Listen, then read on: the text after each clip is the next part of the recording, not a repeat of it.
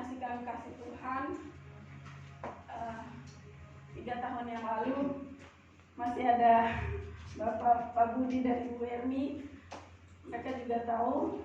Jadi sebelum dulu saya gerejanya di Rawamangun dan ikut komsel bersama dengan Pak Budi dan Ermi, dan mereka juga tahu pergumulan saya seperti apa. Di mana saya ingin kuliah, saya pernah katakan bahwa saya kecewa sama Tuhan dulu. Saya masih ingat. Karena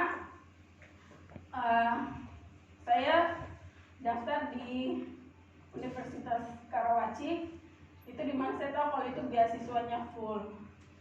Nah, saya udah semangat banget, saya bilang, Tuhan terima kasih udah kasih kesempatan, saya mau kuliah gitu, dan saya yakin Tuhan pasti menyertai.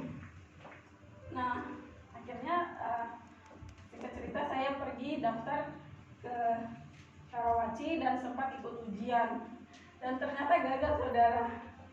Hasilnya keluar, saya nggak lolos, saya pulang, tapi kayak mengalami stres gitu.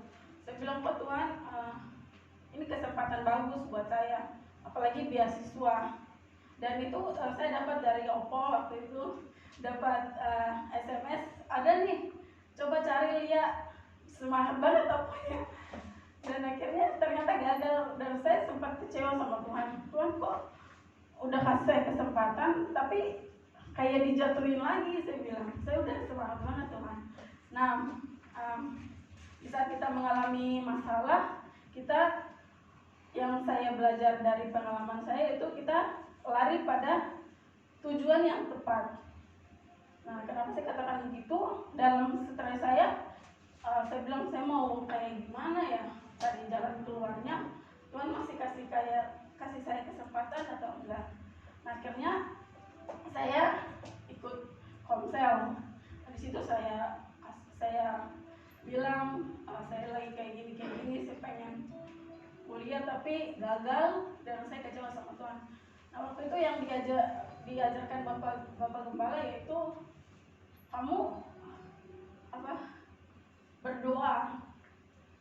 Kita nggak tahu berkat itu dari mana, tapi intinya kamu berdoa. Nah, saya diajarkan hal seperti itu.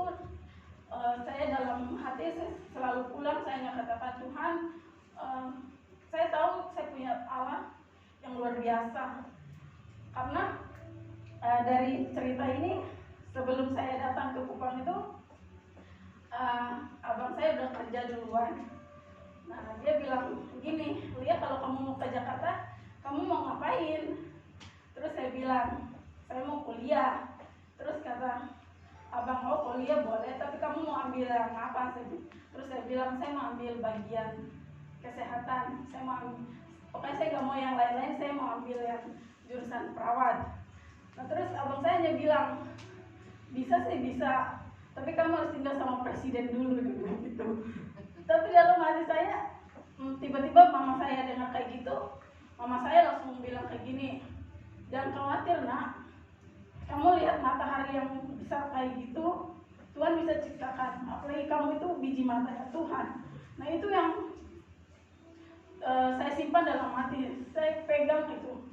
Tuhan, kalau matahari yang besar begitu kau ciptakan, apalagi saya yang biji matamu. Nah, singkat cerita sampai cerita yang tadi, akhirnya tiba-tiba saja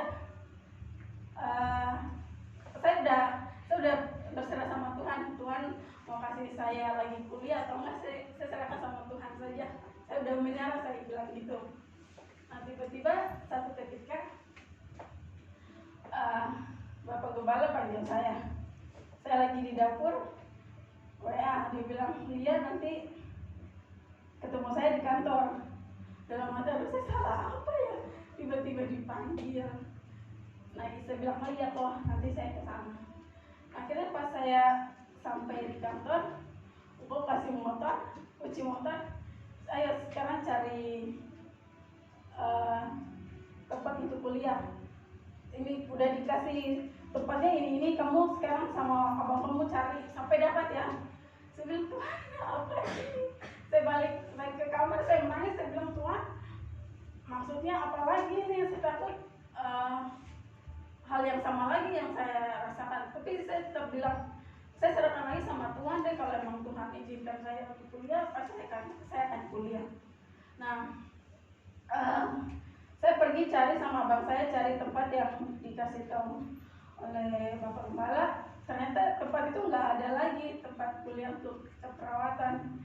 Nah, terus saya telepon, saya bilang, kok ini nggak ada, tempatnya udah nggak ada. Tapi aku bilang, pokoknya cari sampai dapat itu tempatnya. Nah, dalam hati saya, Tuhan, kok sekarang Tuhan yang jadi lebih pengen saya harus kuliah, sedangkan saya udah mulai menyerah. Tapi saya bilang, oke, saya akan jalankan apa yang Tuhan mau. Dan akhirnya kami cari lagi di tempat yang lain, ketemulah di UKI. Nah, di UKI ini pas dapatnya juga di hari terakhir. Saya masuk, saya langsung daftar, saya langsung telepon lagi sama apa nih, dapatnya kayak gini nih. Tapi aku bilang, oh ya udah langsung ambil aja, langsung bayar pendaftarannya. Dan akhirnya setelah jalan selama 3 tahun ini, dalam pertengahan saya sempat saya bilang, Tuhan saya mampu atau enggak Tuhan. Tuhan kalau memang Tuhan yang mau saya kuliah ini, berarti Tuhan yang bertanggungjawabkan dari awal sampai akhir. Saya bilang kayak gitu sama Tuhan. Dan akhirnya terwujudlah. Kemarin saya Desember tanggal 5 saya sudah di wisuda, puji Tuhan. Itu yang Tuhan kerjakan dalam hidup saya. Saya nggak punya sesuatu untuk balas kebaikan Tuhan. Mungkin di kehidupan saya ingin memberikan yang terbaik buat Tuhan.